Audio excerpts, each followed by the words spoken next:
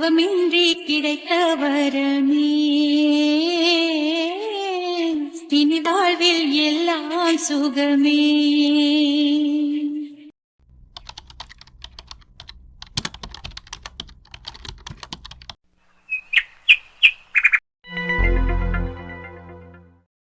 மது, பேசணும்னு வர சொன்னேன், சொல்லு மது. முதல்ல உங்களுக்கு தேங்க்ஸ் சொல்ல விரும்பிக்கிறேன். ஏன்னா நான் கூப்பிட்டதுமே எதுவுமே பேசாம வந்தீங்களே, அதுக்காக. நீ கேட்டா என் உயிரை கூட தருவேன், நீ கூப்பிட்டா நான் வரமாட்டேனா? எவ்வளோ நாளைக்கு மது இப்படி சத்தெல்லாம் அழுவ? சரி அதை விடு, இப்போ எதுக்கு என்னை கூப்பிட்ட?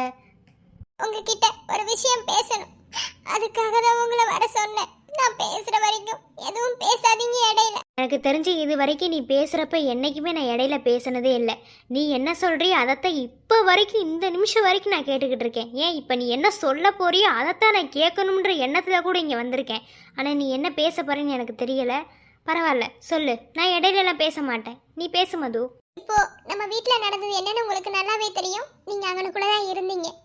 என் அப்பா, அம்மா, அண்ணா, அண்ணி எல்லாரும் சேர்ந்து விக்கி மாமாவுக்கு என்னை கல்யாணம் பண்ணி வைக்கணும்னு நினைக்கிறாங்க. முக்கியமா என் அப்பாவும் அம்மாவும். அக்கா கூட என்னை வற்புறுத்தி துருவி துருவி கேட்டாங்க, என் மனசுல என்ன இருக்கோ அதான் அங்க சொல்லுன்னு சொல்லி. என் மனசுல என் அம்மா அப்பாவை தவிர வேற யாரும் கிடையாது. ஏன்னா 10 மாசம் நம்மள வயிற்றுக்குள்ள சுமந்து நமக்கு இந்த உலகத்தை காட்டுறதுக்காக அவங்க படுற அந்த வலியும் வேதனையும் கொஞ்சம் நஞ்சம் கிடையாது. எல்லா தாயுமே அந்த வேதனையை படுத்தா செய்வாங்க. ஆனா 10 மாசம் சுமந்து நம்மள குழந்தைய பெத்து இந்த உலகத்தை காட்டுறதோட அந்த தாயோட கடமை முடிஞ்சிருது கிடையாது. ஆனா ஒரு தகப்பனோட கடமை என்னன்னு தெரியுமா? அம்மாவாது 10 மாசம் சுமந்து அந்த குழந்தை பெக்கிற வலியை தான் தாங்குவாங்க. ஆனா அப்பா அப்படி கிடையாது. நம்மள கல்யாணம் பண்ணி கொடுக்கிற வரைக்கும் காலம் முழுசு தோல்ல தாங்குற வரதான் அப்பா. இவங்க 2 பேத்தையும் எப்போதுமே நம்ம வாழ்க்கையில மறக்கவே கூடாது. ஏன்னா இந்த உலகத்தை காமிச்சது அந்த தாய், இந்த உலகத்தை காமிக்கிறதுக்கு காரணமா இருந்தவர் தகப்பன். இவங்க 2 பேரும் மதிக்கக்கூடிய இடத்துல இருக்கிறவங்க. என்ன பொறுத்தளவுல என் அப்பாவையும் என் அம்மாவையும் மட்டும்தான் நான் தெய்வமா நினைக்கிறேன். இன்ன வரைக்கும் அவங்க பேச்சுக்கு மீறின பேச்சே எனக்கு கிடையாது. ஏன் இன்னைக்கு கூட அதைத்தாங்க நான் சொன்னேன். சுத்தி வளைச்சு பேச விரும்பல. நான் என்ன சொல்ல வரேங்கிறத உங்ககிட்ட ஓப்பனாவே சொல்லிடுறேன். உங்ககிட்ட ஒண்ணு மட்டும் நான் கேட்டுக்கிறேன். இப்போ எனக்கும் விக்கி மாமாக்கும் வீட்டுல கல்யாணம் பேசி முடிச்சிட்டாங்க. அடுத்தபடியா நிச்சயதார்த்தம் பண்ணி கல்யாணம் பேசிடுவாங்க. நான் உங்ககிட்ட கேட்கிற விஷயம் என்ன தெரியுமா? நீங்க என்ன லவ் பண்றேன்னு சொல்றீங்க. இந்த வார்த்தையை சொல்லி என் அம்மாவையும் அப்பாவையும் அசிங்கப்படுத்துற மாதிரி என் கல்யாணத்துல எதுவும் பண்ணிடாதீங்க. அதைத்தான் உங்ககிட்ட நான் கேட்கிறேன். உங்களை கெஞ்சி கேட்கிறேன், அந்த மாதிரி மட்டும் எதுவும் செஞ்சிடாதீங்க. ஏன்னா இது வரைக்கும் என் அப்பாவுக்கு அம்மாவுக்கு எந்த ஒரு அசிங்கத்தையுமே நான் தேடி தந்தது கிடையாது. இப்போ கல்யாணம் பண்ண போறாங்க. இந்த கல்யாணத்துல நீங்க ஏதாவது குழப்பம் பண்ணிடுவீங்களோன்னு எனக்கு ரொம்ப பயமா இருக்கு. அதனாலதான் உங்ககிட்ட கெஞ்சி கேட்கிறேன். நீங்க என்ன லவ் பண்ணது உண்மையா இருந்தா தயவு செஞ்சு எந்த பிரச்சனையும் பண்ண மாட்டீங்கன்னு எனக்கு சத்தியம் பண்ணி கொடுங்க.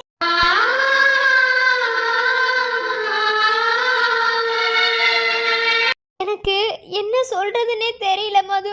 வேறுக்குனேயே மனசு முழுக்க ரணரணமா புண்ணாகிதான் இருக்கு. அதை ஆத்துறதுக்கு எனக்குன்னு யாருமே இல்லாத மாதிரி தான் இருக்கு. ஆனா நீ இப்படிலாம் சொல்லுவேன்னு நான் நினைக்கல மது. கல்யாணங்கிறது உன் தனிப்பட்ட விஷயம், அதுல நான் தலையிட மாட்டேன். உன்னை லவ் பண்ணது உண்மைதான், உன் மேல வச்சிருந்தது காதல் உண்மைதான். ஆனா அதுக்காக சீட் பண்ற விதமா இப்படிலாம் பண்ணுவே நீ நினைக்காத மது. ஆனா உன்கிட்ட ஒன்று சொல்றேன் மது, வாழ்க்கையில நம்ம எடுக்கிறதா முடிவு என்ன, மற்றவங்க யாரும் நம்ம லைஃப்பை டிசைட் பண்றதுக்கு. அதாவது நீ சொல்றது சரிதான், அப்பா அம்மா சொல்றது, அப்பா அம்மா பேச்சை கேட்கறது எல்லாமே நியாயமான விஷயம்தான். ஆனால் வாழ்க்கைன்னு வர்றப்போ நம்ம எடுக்கிறதா முடிவாக இருக்கும். ஏன்னா அந்த வாழ்க்கையை அனுபவித்து வாழ போகிறது நம்ம, என்ன பேரண்ட்ஸ் வாழ மாட்டாங்க. அதுக்காக ஒன்று நீ என்னை கல்யாணம் பண்ணிக்கோ அப்படிலாம் நான் சொல்லவே இல்லை. உன் மனசுக்கு எது பிடிச்சிருக்கோ அதுவே செய்யும் மது. நான் அதில் தலையே இட மாட்டேன். ஆனால் ஒன்று மட்டும் உன்கிட்ட கேட்குறேன், அதுக்கு மட்டும் பதில் சொல்லுவியா?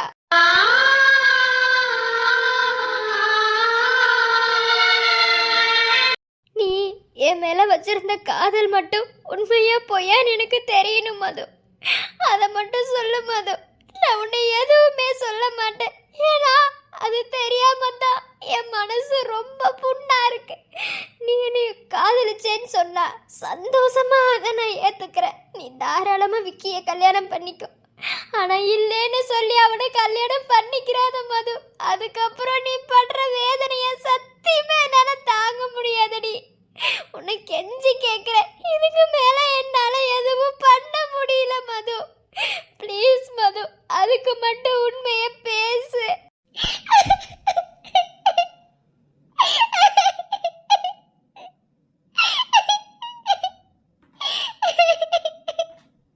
இப்படியே அழுதுகிட்டே இருக்காத மது. அழுதா எந்த பிரச்சனையும் தீர போறதில்ல. அந்த ஒத்த வார்த்தை மட்டும் சொல்லு மது.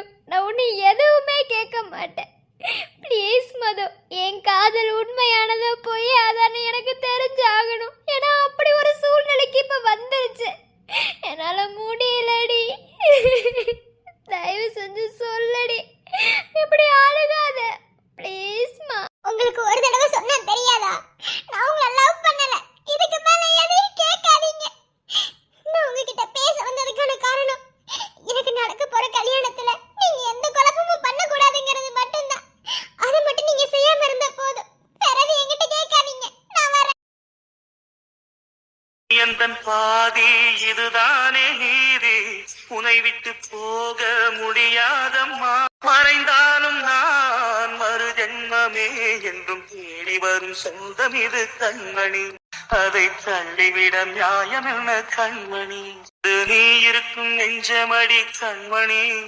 இன்று யாரடிச்சு விண்முதடி கண்மணி?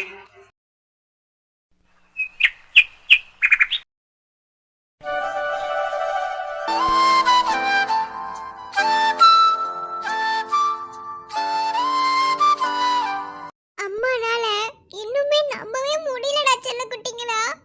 அம்மா உயிரோட தான் இருக்கேன், உங்க ரெண்டு பேத்தையும் பார்த்துக்கிட்டு தான் இருக்கேன்னு அம்மானால நம்பவே முடியல. எனக்கு எவ்வளவு சந்தோஷமா இருக்கு தெரியுமா? நான் இந்த மாதிரி ஒரு வாய்ப்பெல்லாம் எனக்கு கிடைக்கும்னு நான் நினைச்சு கூட பார்க்கலம்மா. அதுவும் எனக்கு ரெட்டை குழந்தைங்க பிறக்கும். இப்படி ரெட்டை குழந்தைங்களையும் நான் பார்த்துக்கிட்டு இருப்பேன்னு எப்படி சந்தோஷமா இருக்கு தெரியுமா என் செல்ல குட்டிங்க. வாயை திறந்து வெளியே சொல்ல முடியாத அளவுக்கு சந்தோஷமா அம்மாவுக்கு அவ்வளோ சந்தோஷமா இருக்கு. ஆனா எனக்கு அழுகதான் வருது, ஏன்னே தெரியலம்மா. ஏன்னா உங்களை ரெண்டு பேத்தி வயிற்றுக்குள்ள வச்சிட்டு இருக்கும் போதே அம்மா நிறைய அழுதுருக்கேன். உங்களுக்கு அது தெரிஞ்சுதா இல்லையான்னு தெரியல. ஏன்னா உங்க ரெண்டு பேரோட பிஞ்சு முகத்தை என்னால பார்க்க முடியாதுன்னே நினைச்சேன். ஆனா இப்ப தூக்கி வச்சு முத்தம் கொடுக்கறேன். எனக்கு அவ்வளோ சந்தோஷமா இருக்கு. ஸ்வாதி, வாங்க. ஏய் செல்லக்குட்டிங்களா, ரெண்டு பேரும் என்ன பண்ணிட்டு இருக்கீங்க? இங்க பாருங்க, அப்பா பாருங்க, அப்பா பாருங்க.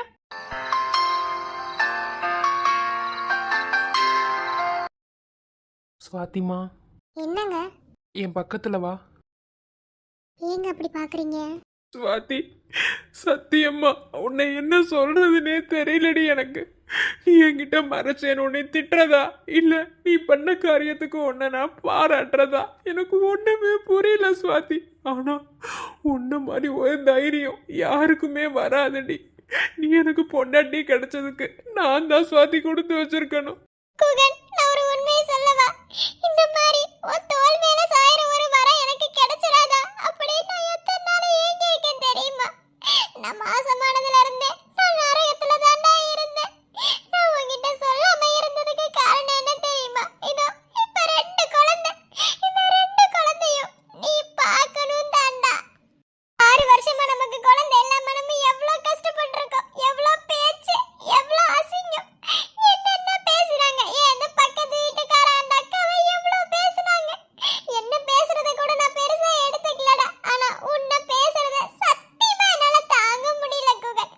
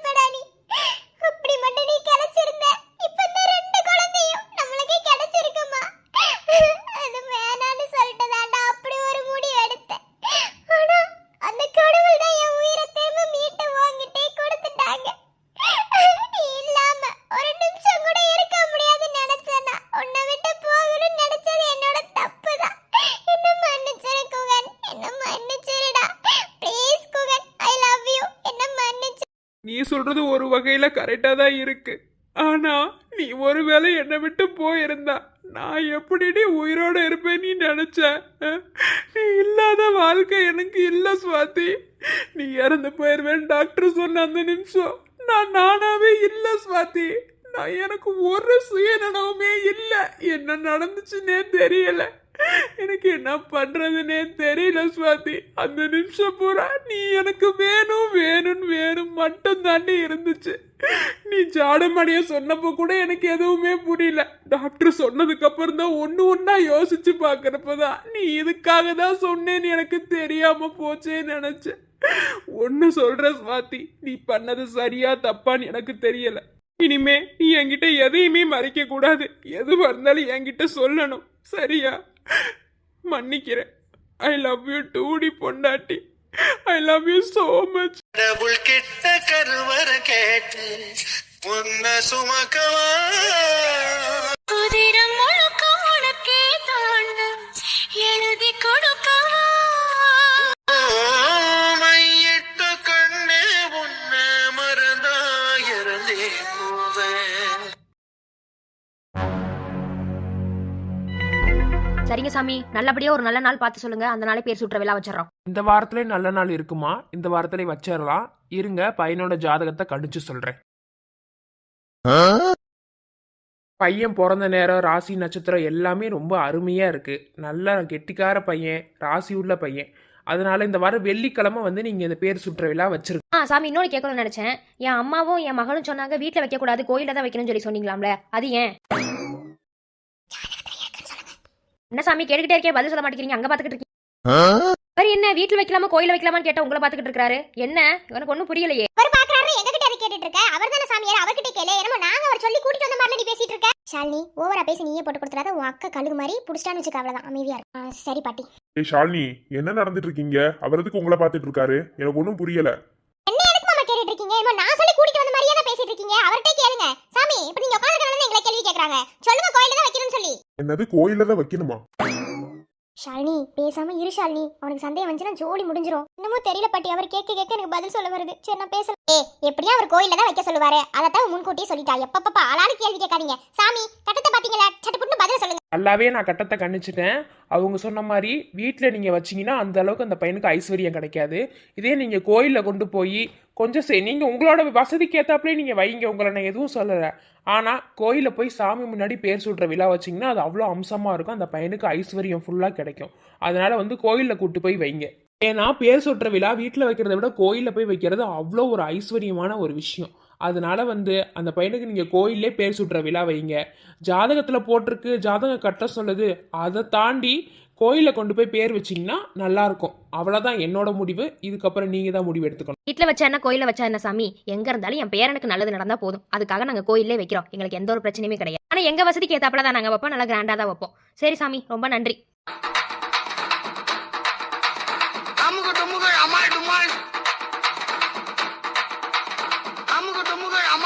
ஐயோ பாட்டி, என்னால சந்தோஷம் தாங்க முடியல. வாப்பாட்டி ஒரு குத்தாட்டம் ஆடுவா. ஓவரா உணர்ச்சி வசப்படாத ஷாலினி, அமைதியா இரு. எனக்கு ஆண்டு போல தான் இருவா. அப்போ சரிங்கம்மா, நான் வரேன். ரொம்ப சந்தோஷம், போயிட்டு வாங்க. வெள்ளிக்கிழமைக்கு நான் 3 நாள் தாமா இருக்கு. அதனால என்னென்ன ரெடி பண்ணணுமோ எல்லாத்தையும் ரெடி பண்ணிருங்க. வீடா இருந்தா கூட அதை தான் பாத்துக்கலாம். நம்ம கோயிலில் வைக்கிறதுனால எல்லாமே அங்க இருக்கிற மாதிரி தான் இருக்கும். சாப்பாடு வந்து நம்ம வெளியே ஆர்டர் பண்ணிக்கலாம், வீட்ல இருந்து செய்ய வேணாம். ஓகேவாமா? சரிம்மா பல்லவி, நீ சொன்னதுக்கு அப்புறம் அம்மா ஏதாவது கேட்காம இருந்திருக்கணும். பாட்டி, ஓவரா நடிக்காத. உன் மக சரியான கழுகு, கண்டுபிடிச்சு வச்சுக்க. அவ்வளவுதான். சரியா? என் போய் பழைய பேசு. ஓவரா பல்லவி. சரிம்மா, நீ சொன்னதுக்கு அப்புறம் எதுவும் இல்லை, ஓவரா சொல்லிக்கிட்டு இருக்காத. கண்டுபிடிச்சு வச்சுக்க. அவ்வளவுதான், நம்ம போட்ட பிளான் எல்லாம் ஊத்திக்கிறோம். புரியுதா? எப்பயும் போலரு. சரி சாலினி.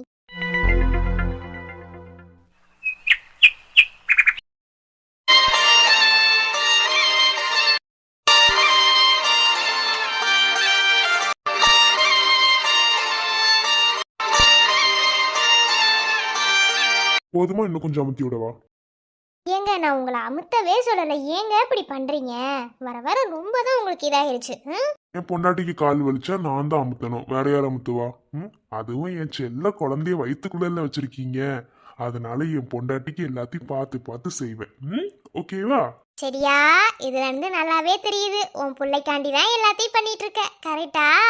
பொண்டாட்டிக்காக எதையும் செய்யற மாதிரி தெரியல. எழில் குட்டிக்கு கூட இந்த மாதிரி கவலை கவனிச்சு நான் பார்க்கலையே. அது என்ன பொம்பளை புள்ளனா அவ்வளோ இன்ட்ரெஸ்டா சாருக்கு?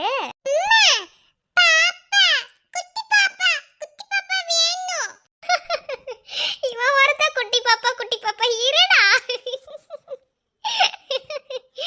செல்ல குட்டிக்கு குட்டி பாப்பா வேணுமா? அப்படி இல்லம்மா, எழில் குட்டிக்கு நம்ம அங்க இருந்தோம், அம்மா உன்னை பாத்துக்கிட்டாங்க, எல்லாம் செஞ்சுக்கிட்டாங்க. நானும் பாத்துக்க தான் செஞ்சேன். ஆனா இங்க நம்ம மட்டும்தானே இருக்கோம், உனக்கு ஏதாவது ஒண்ணுன்னா நான் தானே பாத்துக்க முடியும். அதனாலதான், வேற ஒன்றும் இல்லை அப்படின்னு சொல்ல முடியாது. பெண் குழந்தை. உண்மைதாங்க. எப்போ நம்ம குடும்பம் பழையபடி ஆகும்னே நினச்சிக்கிட்டு இருக்கேன். எப்போ நடக்கும்னு தெரியல. சரி அதை விடுங்க. சரி நீங்கள் ஆஃபீஸ் கிளம்பலையா? கிளம்பலான்னு தான் இருந்தேன், நீ கால் வலிக்குதுன்னு சொன்னியா, அதனால அமுத்தி விட்டுட்டு போலான்னு இருந்தேன். சரி சாப்பாடு எடுத்து வைக்கட்டுமா? சாப்பிட்டுட்டு போகலாம். ஏழு குட்டிக்கு என்ன சாப்பாடு ஊட்டல, சாப்பிட்டு போகலாமா? 3 பேர் ஒன்றா உட்காந்து சாப்பிடலாமா? இப்போ பசிக்கலம்மா, கொஞ்ச நேரம் கழிச்சு சாப்பிடலாம்.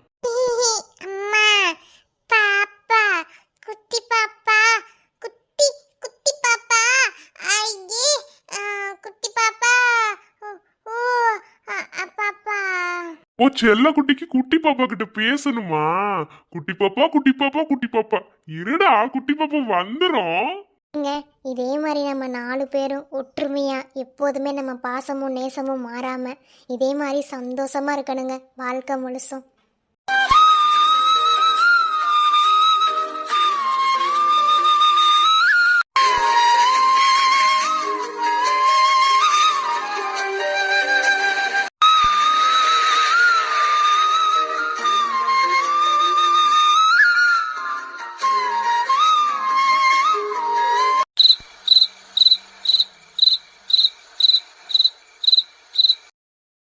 இதுனே உடம்பு ஏதாவது சரியில்லையா? இன்னைக்கு என்ன திடீர்னு அம்மா மடியில படுத்திருக்க?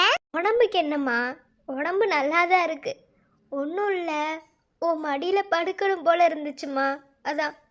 ஏம்மா நான் படுக்கக்கூடாதா? டேய் லூசு, என்னைக்காவது அம்மா அப்படி உன்கிட்ட சொல்லியிருக்கனா?